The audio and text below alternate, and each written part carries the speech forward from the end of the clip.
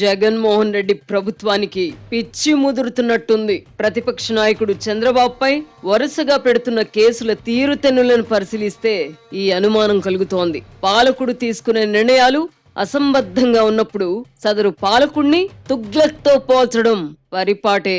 పాలకుడితో పాటు అధికార యంత్రాంగంలోని కీలక వ్యక్తులు కూడా అపసవ్య నిర్ణయాలు తీసుకుంటూ ఉంటే ప్రభుత్వానికి పిచ్చి పట్టిందన్న అనుమానం కలగకుండా ఎలా ఉంటుంది? చంద్రబాబుపై ఇప్పటికే 6 కేసులను సిఐడి నమోదు చేసింది. ఇప్పుడు మరో 4 కేసులు పెట్టబోతున్నారు. తనపై సిబిఐ ఎన్ని కేసులను నమోదు చేసిందో అన్ని కేసులను చంద్రబాబుపై నమోదు చేయిస్తే గాని జగన్మోహన్ రెడ్డి అహం సంతృప్తి పడేలా లేదు. స్కిల్ కేసులో చంద్రబాబును 53 రోజుల పాటు జైలులో నిర్బంధించినప్పటికీ సిఐడి అధికారులు మనీ ట్రయల్ కి సంబంధించిన ఆధారాలు ఒక్కటి కూడా సేకరించలేకపోయారు.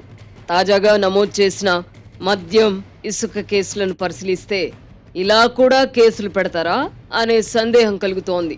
ప్రభుత్వంలో తీసుకునే ప్రతి నిర్ణయాన్ని తప్పుపడుతూ కేసులు పెట్టుకుంటూ పోతే ఈ దేశంలో ఏ ఒక్క ముఖ్యమంత్రి కూడా జైలుకు వెళ్లకుండా తప్పించుకోలేరు.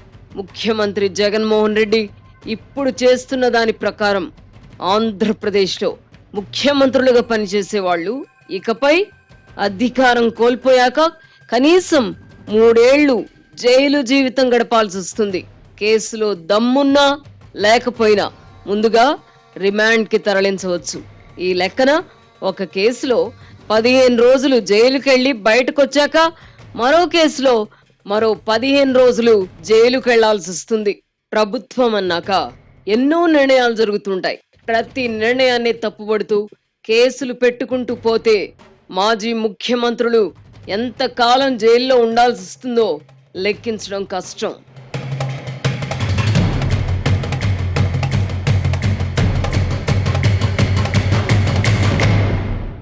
మద్యం, ఇసుక వ్యవహారంలో దోపిడీ జరిగిందని జగన్ అండ్ కో చెప్పుకోవడం దయ్యాలు వేదాలు వల్లించడమే అవుతుందని తెలంగాణకు చెందిన ఒక సీనియర్ మంత్రి సైతం వ్యాఖ్యానించారు. తెలుగునాట మొదటిసారిగా వ్యవస్థీకృత అవినీతిని మద్యం, ఇసుక వ్యవహారంలో ప్రవేశపెట్టిన ఘనత జగన్కే దక్కుతుందని ఆయన అన్నారు. అలాంటి వ్యక్తి చంద్రబాబు హయాంలో ఏదో జరిగిపోయిందంటూ కేసులు పెట్టించడం కక్ష సాధింపునకు పరాకాష్ట అని పలువురు వ్యాఖ్యానిస్తున్నారు. చంద్రబాబుపై రోజుకో కేసు పెట్టడంతో జగన్ ప్రభుత్వమే నవ్వుల పాలవుతోంది. జగన్ అండ్ కోకు కూడా ఈ విషయం బోధపడినట్టుంది. అందుకే కాబోలు సజ్జల రామకృష్ణారెడ్డి వంటి వారు ప్లీజ్ మమ్మల్ని నమ్మండి అని ప్రజల్ని కోరుకుంటున్నారు. ఆధారాలు ఉన్నందునే చంద్రబాబుపై కేసులు పెడుతున్నారు, ప్రజలు నమ్మాలి అని దీనంగా అడుక్కున్నారంటేనే ప్రజల్లో తాము పలుచునవుతున్నామన్న విషయం సజ్జలకు బోధపడినట్టుంది. ఇసుక, మద్యం వ్యవహారంలో జగన్మోహన్ రెడ్డికి నెల నెల కమిషన్లు అందుతున్నాయన్నది బహిరంగ రహస్యం. అలాంటి వ్యక్తి తమ కంటిన మకిలిని ఇప్పుడు చంద్రబాబుకు కూడా పొలమాలనుకుంటున్నారు. అధికారంలోకి వచ్చి 4.5 ఏళ్లు పూర్తయిన తర్వాత ఇప్పుడు మద్యం, ఇసుకకు సంబంధించి చంద్రబాబుపై కేసులు పెట్టడం అనేక ప్రశ్నలను మన ముందుంచుతోంది. చంద్రబాబు హయాంలో అవినీతి జరిగుంటే ఆ విషయం తెలుసుకోవడానికి సంబంధిత అధికారులకు ఇంతకాలం ఎందుకు పట్టింది అన్నది మొదటి ప్రశ్న. అజ్ఞాత వ్యక్తుల ద్వారా అవినీతికి సంబంధించిన సమాచారం ఆలస్యంగా వెలుగులోకి వచ్చిందంటే అర్థం ఉంది. ఇక్కడ మద్యం వ్యవహారంలో ఫిర్యాదు చేసిన వాసుదేవరెడ్డి బ్రూవరీస్ కార్పొరేషన్ ఎండీగా 4.5 ఏళ్లుగా ఉన్నారు. ఇసుకపై ఫిర్యాదు చేసిన వెంకట్రెడ్డి చాలా కాలం నుంచి గనుల శాఖ డైరెక్టర్ గా ఉన్నారు. ఈ అధికారులు ఇంతకాలం ఏం చేశారు, ఇప్పుడే ఎందుకు ఫిర్యాదు చేశారు అంటే సమాధానం ఉండదు.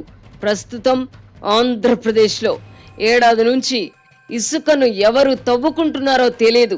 టర్న్కి కాంట్రాక్ట్ కాల పరిమితి ఎప్పుడో ముగిసింది. అయినా ఇసుక తవ్వకాలు యథేచ్ఛగా సాగిపోతున్నాయి.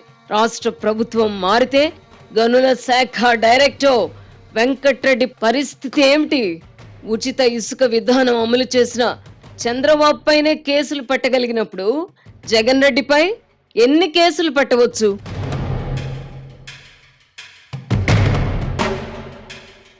Shadnagar Microsoft data centre, regional ring రోడ్డుకు దగ్గరగా resort, swimming pool, indoor outdoor games మరెన్నో సౌకర్యాలతో DTCP అప్రూవ్డ్ రెసిడెన్షియల్ వెంచర్ మన స్వర్గసీమ వారి సుకేతన. ఇక ఆంధ్రప్రదేశ్ లో ప్రభుత్వం అమ్ముతున్న నాసిరకం మద్యం వల్ల ఎంతో మంది చనిపోతున్నారు. మద్యం వ్యవహారంలో తాడేపల్లి ప్యాలెస్ కు ప్రతి నెల ముడుపులు అందుతున్నాయని ప్రజలు బాటంగానే చెప్పుకుంటున్నారు. అలాంటిది 8 ఏళ్ల క్రితం ఏదో జరిగిందని వాసుదేవ్ రెడ్డి ఇప్పుడు ఫిర్యాదు చేయడాన్ని బట్టి ప్రభుత్వ దుర్బుద్ధి అర్థం కావడం లేదా? పేదల ప్రాణాలకు ముప్పుగా మారిన మద్యాన్ని అమ్ముతున్న వాసుదేవ్ రెడ్డి గాని, జగన్మోహన్ రెడ్డి గాని ప్రభుత్వం మారితే బోనులో నిలబడకుండా తప్పించుకోగలరా?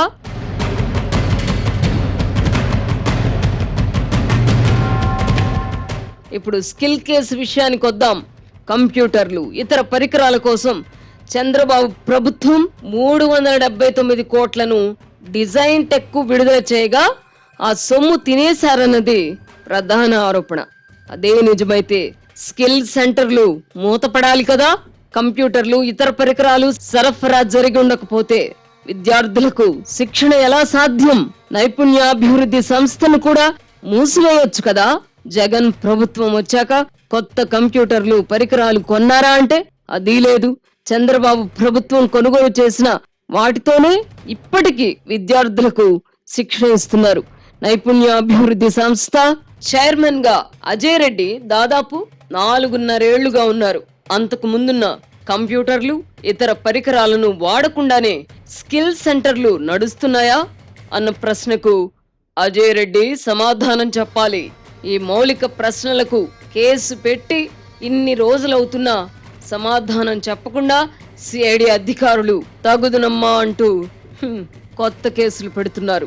న్యాయస్థానాలు కూడా ఈ మౌలిక ప్రశ్నలపై దృష్టి సారించాలి. లేని పక్షంలో తప్పు జరగకపోయినా శిక్ష అనుభవించాల్సిన పరిస్థితి దాపురిస్తుంది.